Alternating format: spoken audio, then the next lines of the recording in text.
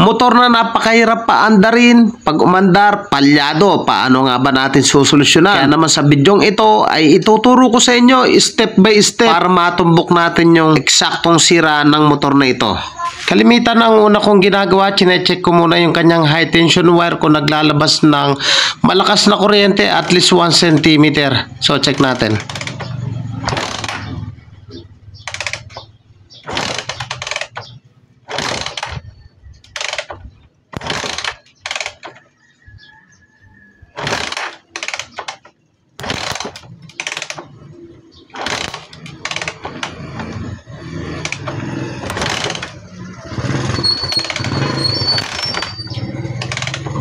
At sa pagkakataong yung mga padreng naglalabas siya ng kuryente, may dating lang na minsan wala, minsan meron, pero dun muna tayo sa nakita natin na malakas naman yung kanyang kuryente. Kaya ang isusunod natin dyan, baklasin natin yung kanyang spark plug, papalitan natin ng bagong spark plug at i-check natin kung palyado pa rin o mag-i-start na siya na maganda.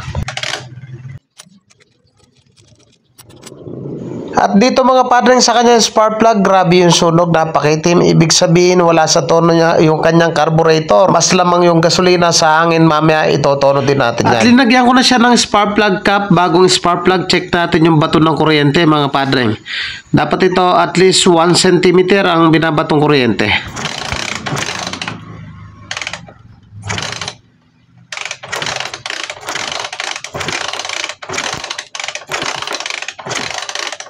At kung napansin nyo mga padreng, halos nawalan ng kuryente. So ibig sabihin, possible na dito nagmumula dahil nag-loose na naman yung kanyang kuryente. Kanina sa unang video meron, bakit ngayon nawala? So ang gagawin natin dyan, pupunta tayo dun sa mismong stator socket. So alamin natin minsan maluwag yung mga terminal. So yan ang isusunod natin.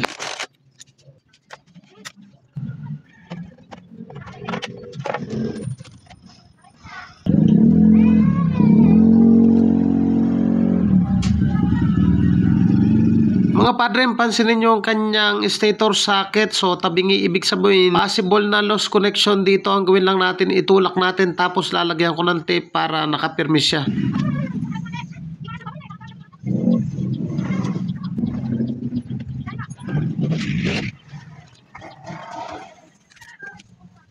At sa pagkakataong yan, nagpitan na natin socket, babalik na natin yung lumang spark plug, tatadyakan natin, check natin kung maglalabas ang kuryente, at least 1 cm ang layo, dapat maglalabas ito.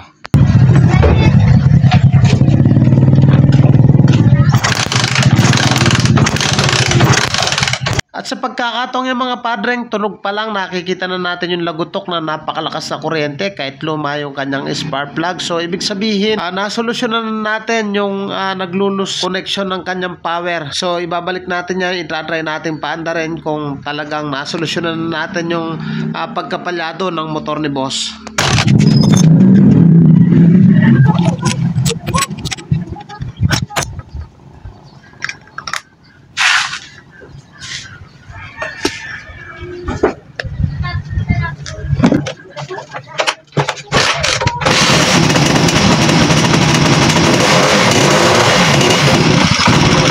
At sa pagkakataong yung mga padreng, palyado pa rin. So try na natin palitan ng bagong spark plug. Kaya natin ginagawa to para matumbok natin yung eksaktong sira nito kung bakit hindi natin pinalitan agad ng bagong spark plug, para in case na mangyari sa inyo to, matumbok natin yung mismong eksaktong sira.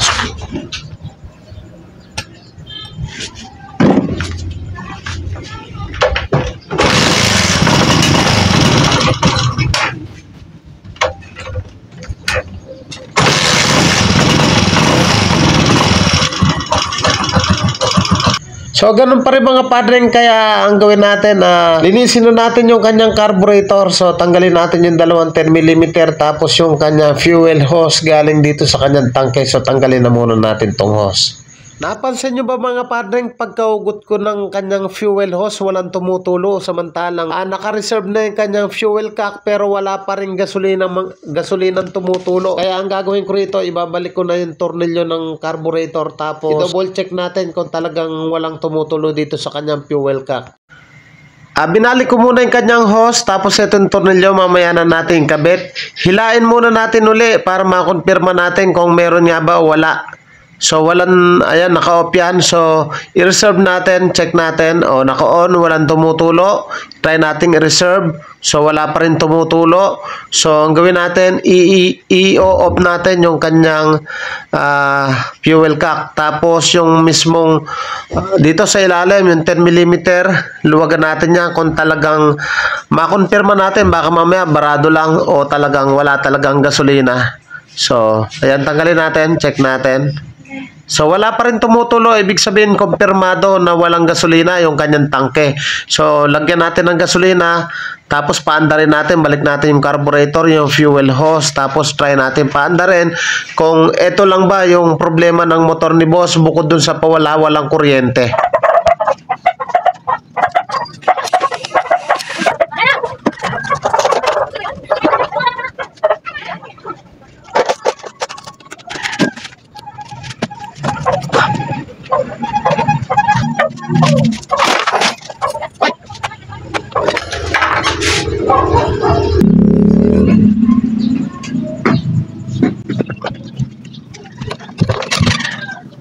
At ayan na nga mga padreng, may gasolina na yung tangke. Check natin yung kanyang carburetor kung napasukan ng gasolina.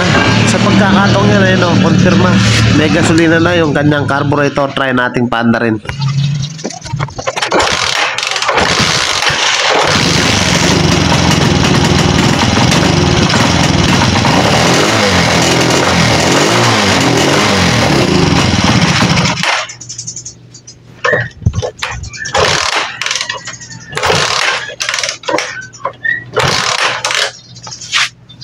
So, ganun pa rin mga padreng, palyado pa rin. Check natin yung gas, may gas naman yung kanyang carburetor pero palyado pa rin. So, binaklas ko na yung kanyang carburetor, alamin natin yung floater ko nasa tamang level, linisin natin yung mga jettings. So, linisin natin yan, pagtutusukin lang natin ng matigas na manipis na asero. So, linisin lang natin ng ganyan. Tapos yung kanyang floater, wala sa adjustment, itama natin yan, i-level natin.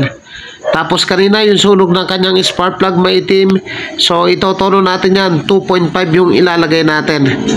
Tapos pag naayos na natin yan, ibalik na natin, check natin paandarin kung nandito ba talaga ang problema sa carburetor o nasa kuryente. Kanina nawalan ng kuryente, hinigpitan lang natin sa sakit at bumalik na, kaya nag-decide na ako na linisin yung kanyang carburetor. So eto, balik na natin. Tapos ang gawin natin, i-check natin kung palyado pa rin. At napansin ko rin yung kanyang karayom, yung pinakalock, halos natanggal na. So nag-decide ako na palitan na to. Baka rito rin yung naging problema nito kung bakit palyado. So pinalitan ko yan, yung pinakalock niyan. Tapos ibalik na natin ng maayos. Tapos i-try na natin yan para magkaalaman na.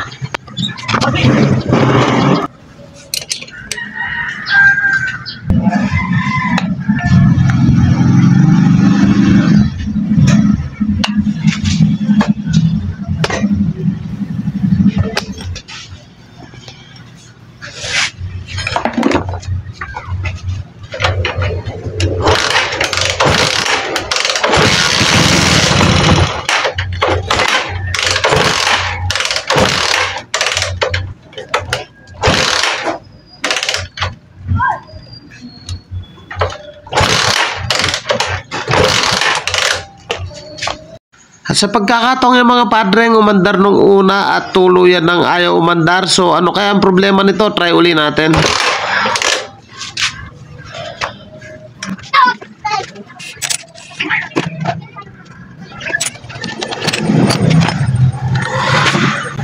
Bagong linis ng carburetor, kaya pinalitan na rin natin ng bagong spark plug. Try uli natin.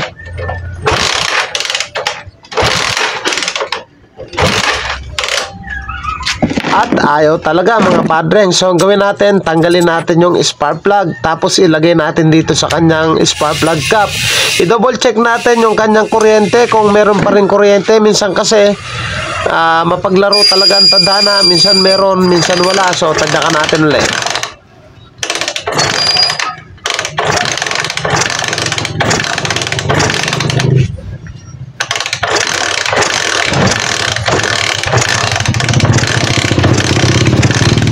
At sa pagkakataong yung mga padreng, tuluyan nang nawalan ng kuryente. Marahil ito na nga ang problema ng motor ni boss kung bakit ayaw talaga umandar. Pag ganyan yung issue na totally wala ng kuryente, tumbukin na natin yung kanyang stator, yung kanyang primary, yung black na may red.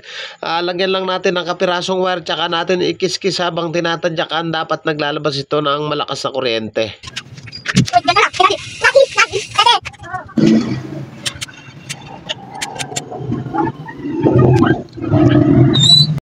At ito na yung pinagapang natin na red na may black dito sa ating stator. So ikis-kis lang natin sa body to habang tinatadyakan. So naputol yung video natin dito pero nakonfirma ko na good yung kanyang primary, napakalakas ng kuryente.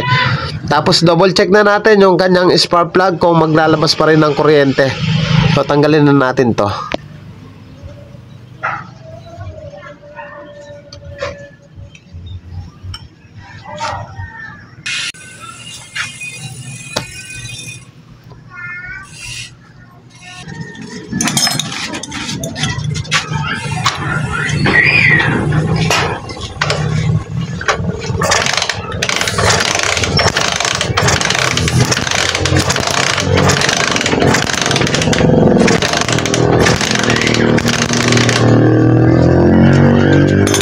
So yung mga padreng, lumabas na naman yung malakas na kuryente sa bagong spark plug. Try natin yung luma niyang spark plug para makumpirma natin kung kasama dito yung pinagbumulan ng hard starting. So malakas din ang kuryente dito sa kanyang lumang spark plug. I-try na nating ibalik. So kanina naglulus yung kuryente, ngayon stable na siya. Ibalik na natin yan, tapos try natin paanda rin.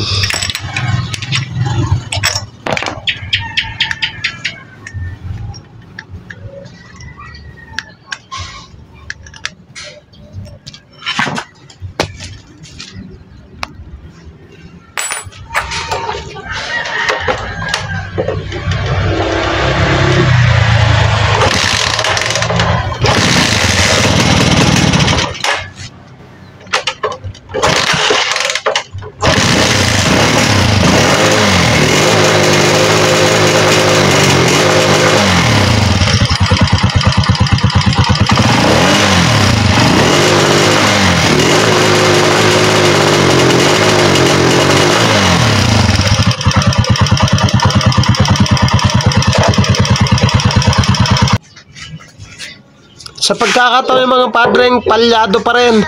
So nag-decide na ako na tanggalin yung kanyang bangko at tangke dahil tatargetin natin yung kanyang CDI, yung kanyang ignition coil. Minsan pag maluwag yung mga terminal, so pumapalya yung motor. So kaya hinuli natin to dahil nga maraming baklasin, baklas tangke, baklas bangko.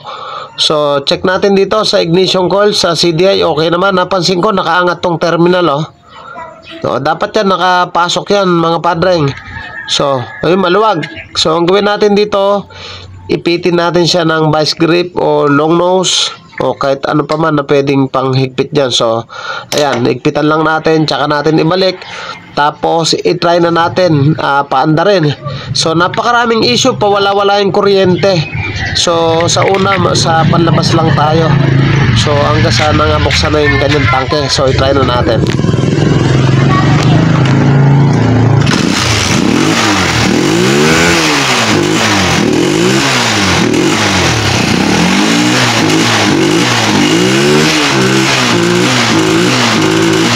So yun na nga mga padreng, nakumpirma na natin yung eksaktong sira nito dito sa kanyang ignition coil, lumuwag. So hinigpitan lang natin ng long nose at tumino na yung andar. So mga padreng, sana may natutunan kayo sa bidyong ito. At kung bago ka pa lang sa akin channel, huwag niyo pong kalimutan na paki-like, paki-subscribe at pakihit na rin po yung notification bell.